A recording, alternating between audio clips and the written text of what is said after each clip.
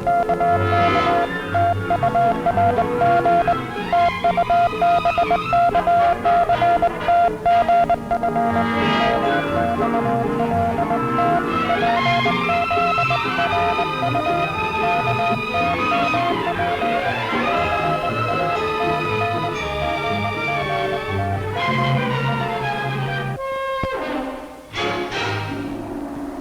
are now entering the offices of Martian Planetary Products Incorporated. Lunar City, Venusburg, Marstown, Jupiter Heights, Saturnville, other branch offices in all larger galaxies. Hi, Sally. Oh, good morning, sir. Why, what a nice tan you have. Did you have a good trip? Okay. I understand it's very still this time of year. It's quite... I never have been able to sleep on a saucer, even those new double-deckers. And they gave me a roomette right over the jets, naturally. Oh, that's too bad. Can I help you off with your things? Please do.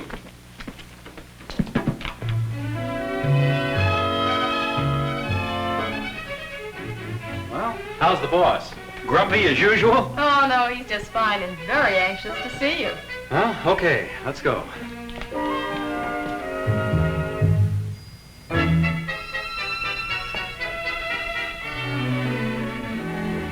Well, that's funny. I was sure he was here a moment ago. I'm over here with this lunar contract. I don't want to be disturbed for at least an hour. Unless, of course, our Earth Zone district manager gets in this morning. Oh, but he has come in, sir. He's right here. Mac. You old so-and-so. Morning, Chief. Awfully nice to see you, fella. Thanks. Awfully nice to see you. Come on up here. You know, Mac, you're going to have to forgive me, but I've just fallen in love with this little gadget. Oh? Ever seen one like it? Hmm? You can make yourself disappear anytime you want to. Complete privacy any time of the day. Get twice as much work done. Oh, I know. I took one along with me on this trip. I wanted to get as close to him down there as I could, Chief. You know, get right in and get the real sales picture on the QT. Of course. Of course. Sit down, Mac. Thanks. Because, as you know, they still haven't the faintest idea we've been observing them all these years from the sky and using television, and I didn't want to upset that, naturally. Not... Well, without this baby, I couldn't have accomplished half as much, Chief. Ah, so you did accomplish something then. It was worth the trip. Yes, it was, I think. In a way. Of course, it'll take me a day or so to get all my notes together. Get something down on paper, you know, for the committee meeting. Of course, of course. You've just arrived, boy. Naturally, naturally. But say, you could give me sort of a, breakdown now, couldn't you?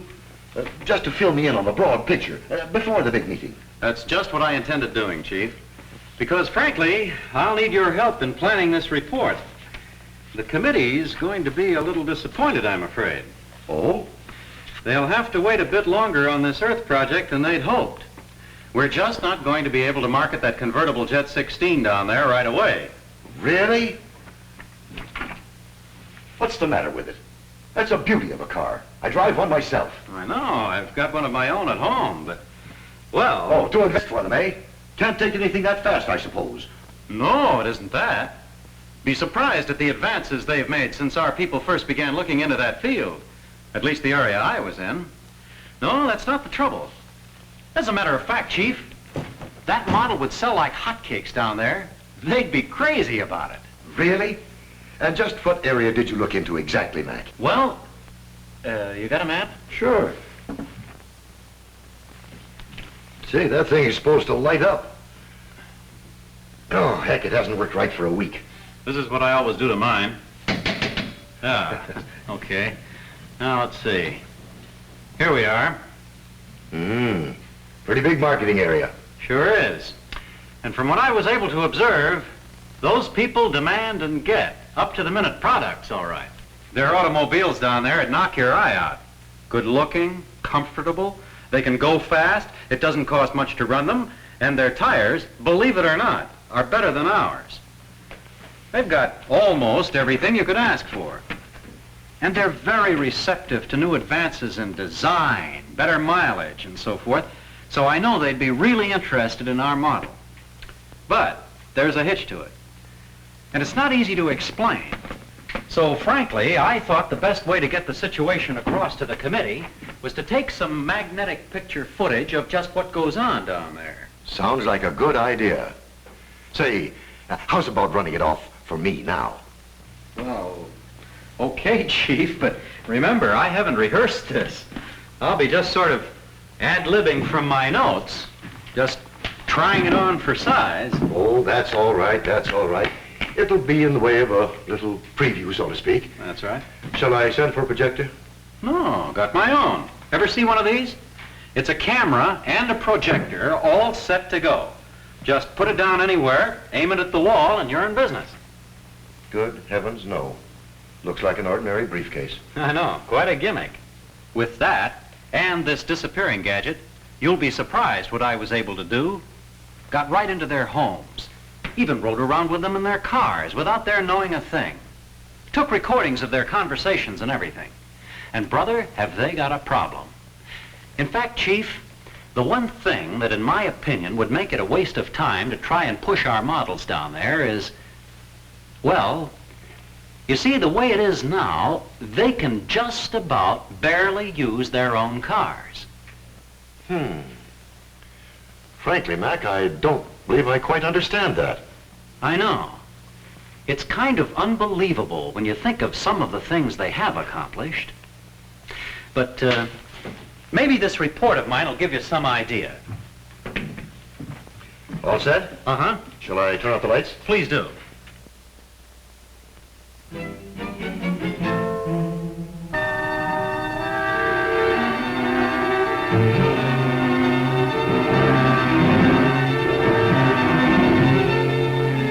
Say, Mac, I thought you said you took motion pictures. This is just a still shot, isn't it? It only seems that way, Chief. See, they're moving. Oh, yes. They're moving, but not the cars. Not the cars. Engine trouble? Gas? No, just sit tight, Chief. You'll find out in a moment. This is James Crosby Rossett. Jimmy Rossett. A salesman. Nice guy. Nice home.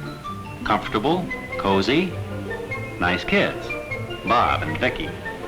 Nice wife, Millie. Nice dog, Skippy.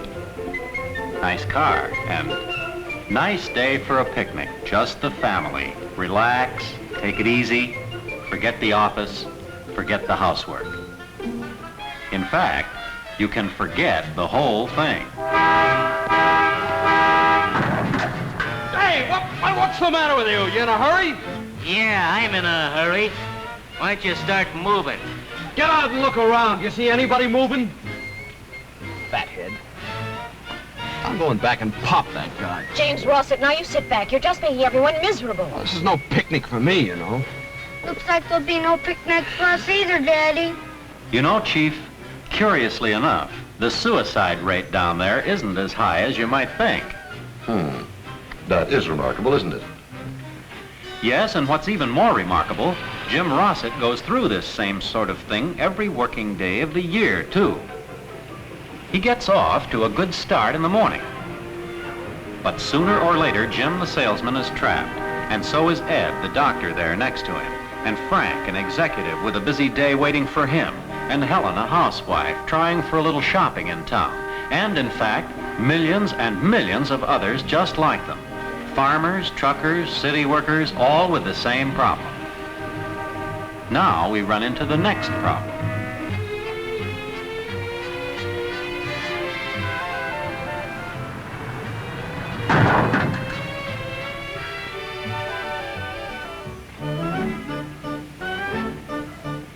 A curious social change has come about on this planet. Used to be having an automobile was something of a distinction. Now, having a place to put it is a distinction. Well, Jim got the parking place, but a lot of other people didn't get it. Shoppers, for instance, customers for all the stores on that block. If people can't park, they can't very well buy. However, Jim did get a parking place. But this was a very exceptional morning, for Jim is in luck. Not only did he get a place to park, but this morning, what do you know? He's only got to walk a mere 4.5 city blocks to his first call. But just a moment. that luck may not last.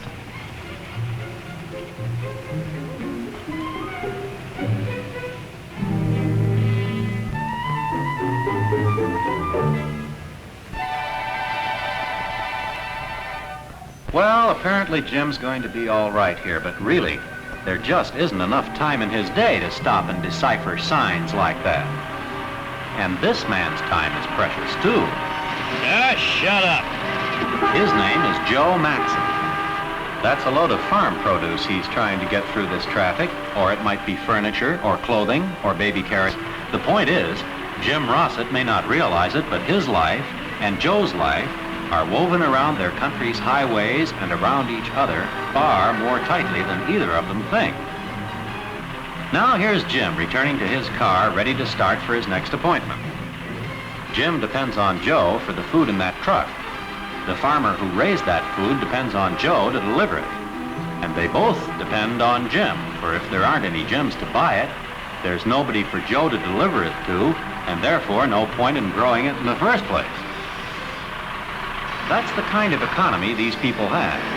And it's a good economy, because it makes for a mutual faith, respect, and trust. Where you going, you half-wit? What are you trying to do, you big ape? Well, we've seen how Jim starts a typical working day. Now let's tag along with Joe for a while. Sure enough, stopped again. Of course, school children have to be taken across the street safely. That's fine. But if the highway didn't run right through this town, it wouldn't be necessary to tie up traffic this way. Incidentally, statistics show that there are 5 kids like these born every minute who are going to grow up, buy cars, and drive them. Or try to drive them. Imagine what that'll be like. Well, let's see how far Joe can get this time. Not very far, I'm afraid. And this will go on all the way down the block for all those houses while Joe just sits and waits. But somebody's going to have to pay for that waiting time. And in the end, it'll turn out to be someone like Jim when his wife buys the groceries Joe's carrying. Meanwhile, Jim has another call to make, if he can find a place to park again.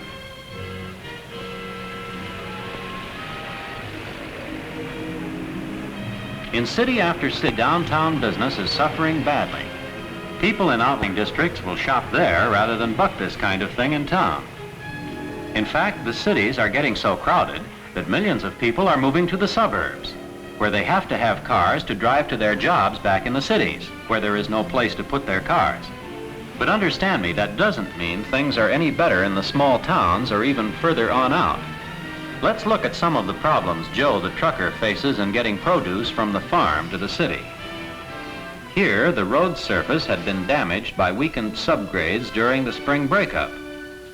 That repair work will be doubly costly, because it will only have to be done all over again the following year. The road itself simply is not up to the necessary standard for the volume of traffic it gets. And of course, that traffic will be stopped while this repair work is going on. Most county and township roads are graded with materials from the vicinity of the right-of-way, regardless of their suitability for road construction. These subgrades become soft when wet, and graveled surfaces are soon lost. Many bridges and culverts were built a long time back and are just too narrow for comfort. The same applies to these narrow underpasses, and that means too narrow for safety. Many of these roads are too curved. You just can't see where you're going or what's coming up at you around the next bend. And there are plenty of them.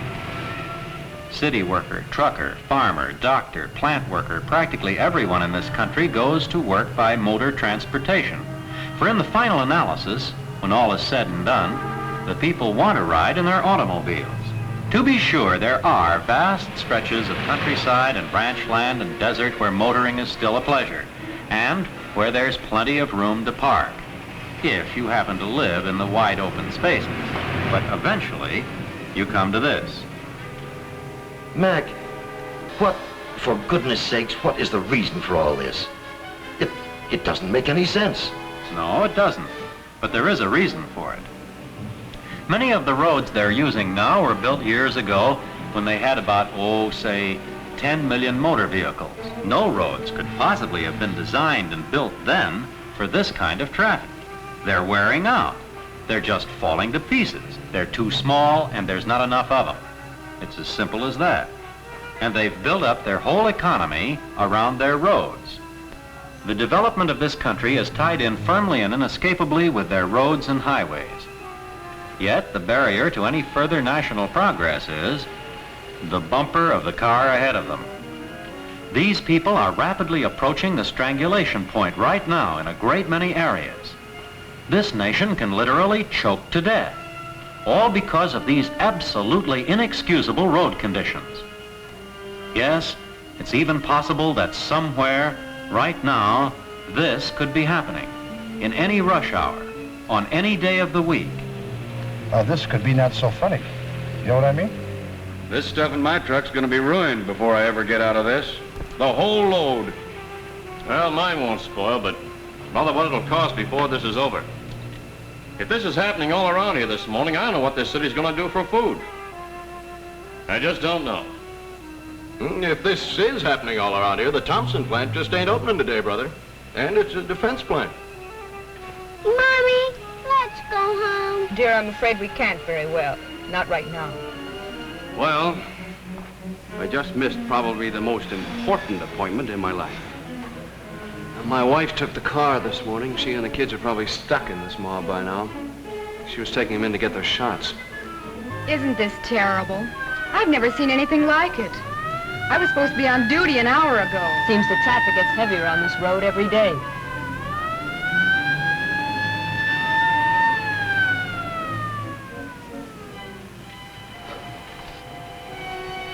This is a fine jam. Looks like the end of the road. What's the matter with those people down there? Are they all insane to let this go on? No. Actually, they're not insane, I don't think so. But such incidents occurring in strategic parts of the country, and you know what could follow. Brother, they're in a jam, all right. Well, I guess we better just forget the whole project. No. No? After seeing that? I've got just one more little scene to show you, Chief. I think you'll agree the project is worth, well, sort of keeping on ice for a little while longer. There's some hope, I think. Hi, Ed. Hi.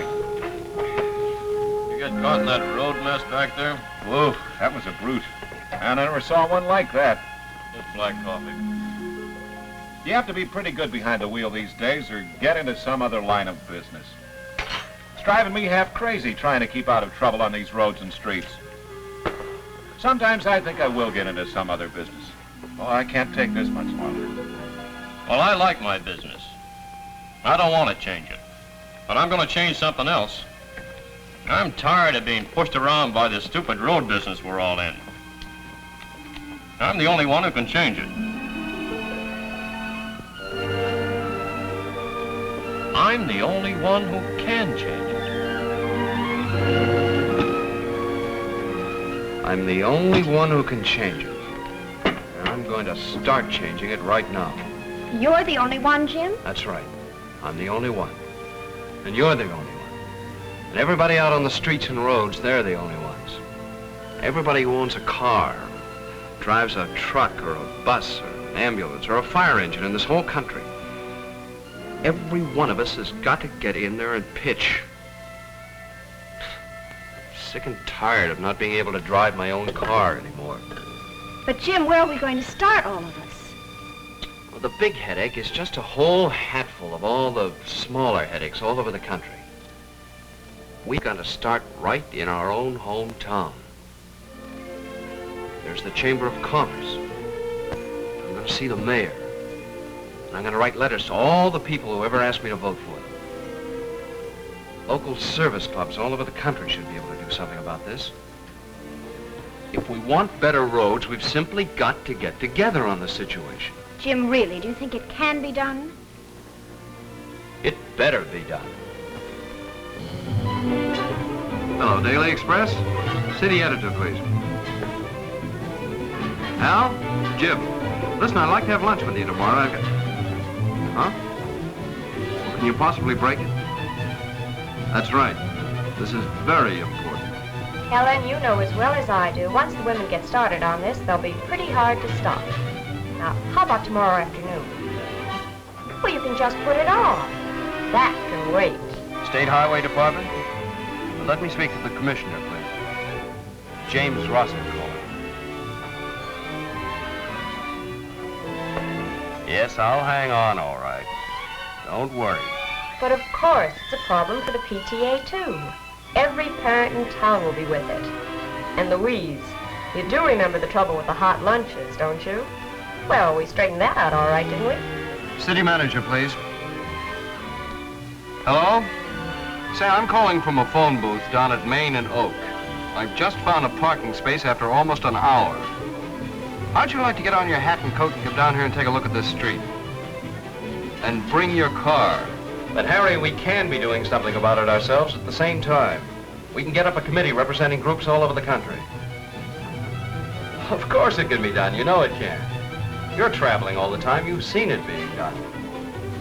There are plenty of places where people have gotten together to do something about this situation, where good roads are being constructed, excellent highways, and throughways, where you can cross the streets,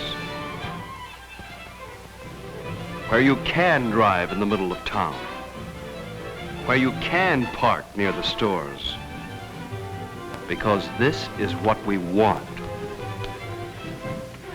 And this is what we need. And believe me, this is what we can get if we all go after it.